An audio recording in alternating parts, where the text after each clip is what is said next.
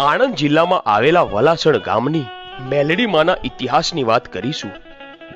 આણંદ જિલ્લાથી આશરે 7 કિલોમીટર અને અમદાવાદથી આશરે 80 કિલોમીટરના અંતરે આવેલા આ વલાસણ ગામની મેલડીમાં હાજરા હાજુર બેઠી છે અને દરેક ભક્તોની મનોકામના તે પૂર્ણ કરી રહી છે। તો મિત્રો, આ વલાસણ ગામની મેલડીમાંના ઇતિહાસની વાત કરીએ તો એમાં 2 લોકવાયકા પ્રચલિત છે। એમાંના એક ઇતિહાસ મુજબ આજથી આશરે 400 વર્ષ પહેલાની રજવાડાના સમયની આ વાત છે।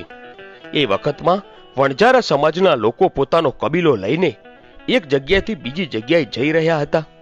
એવામાં ફરતા ફરતા હાલના આ વલાસણ ગામની ધરતી પર આવી પહોંચ્યા અને બરોબર સાંજનો સમય થયો અને સૂર્ય આથમવાની અણી માથે હતો, એટલે તેઓ અહીં વલાસણમાં જ રાતવાસો કરવા રોકાઈ ગયા।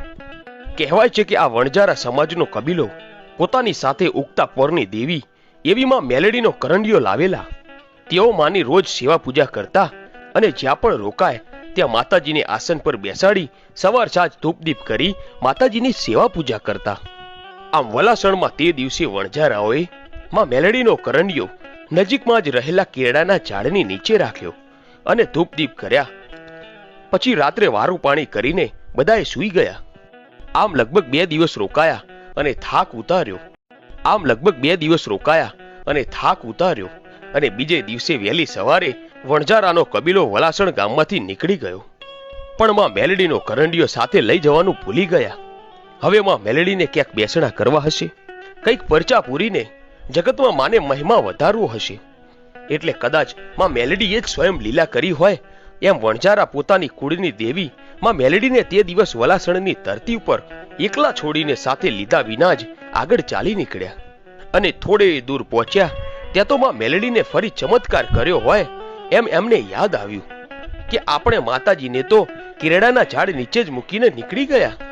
ત્યાર પછી તેઓ તરત જ પાછા વલાસણ માતાજીને સાથે લઈ જવા માટે આવે છે અને બધાએ માં મેલડીને અરજ કરતા કહે છે, હે મારા રૂડા કરંડિયાની દેવી માં મેલડી, અમારાથી બહુ મોટી ભૂલ થઈ ગઈ છે।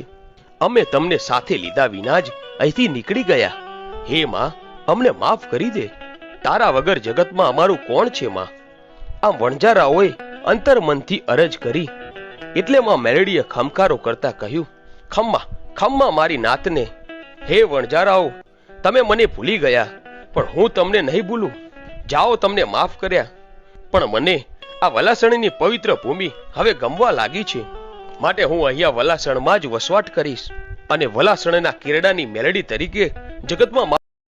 હે વણજારાઓ, તમે મને ભૂલી ગયા, પણ હું તમને નહીં ભૂલું।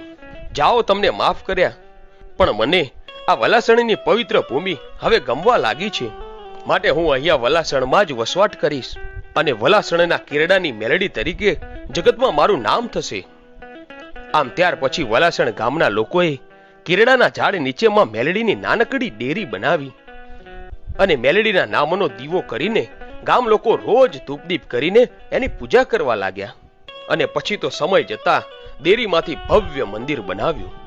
એક બીજી લોકવાયકા પ્રમાણે વલાસણ ગામમાં ઘણા વર્ષો પહેલા ખેતી કરતા એક ખેડૂત ઝાડ કાપી રહ્યા હતા, ત્યારે ઝાડની નીચે જમીનમાંથી એક પ્રાચીન મૂર્તિ મળી આવી હતી અને ત્યાર પછી વલાસણ ગામના લોકોએ ત્યાં માં મેલડીની નાનકડી ડેરી બનાવી અને સમય જતા 1975માં મૂર્તિ સ્થાપિત કરી। આમ અતિ પ્રાચીન મેલડી માતાજીનું મંદિર આજે લાખો શ્રદ્ધાળુઓની આસ્થાનું કેન્દ્ર બની ગયું છે। હાલમાં જ આશરે 6 કરોડના ખર્ચે તૈયાર થયેલું વલાસણની મેલડી માતાજીનું મંદિર અતિ ભવ્ય અને અલૌકિક છે, જેમાં પુનઃ પ્રાણ પ્રતિષ્ઠા મહોત્સવ તારીખ 3 મે થી 8 મે 2022ના રોજ ધામધૂમથી યોજાઈ ગયો, જેમાં સહસ્ત્ર ચંડી યજ્ઞ કરવામાં આવ્યા હતા। તો મિત્રો, તમે પણ એકવાર વલાસણની મેલડી માતાજી અને સમય જતા 1975માં મૂર્તિ સ્થાપિત કરી। આમ અતિ પ્રાચીન મેલડી માતાજીનું મંદિર આજે લાખો શ્રદ્ધાળુઓની આસ્થાનું કેન્દ્ર બની ગયું છે।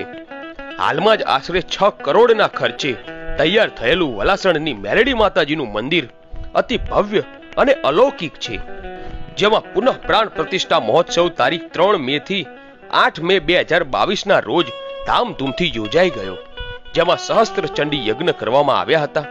તો મિત્રો, તમે પણ એકવાર વલાસણીની મેલડી માતાજીના દર્શન કરવા અચૂક પધારજો.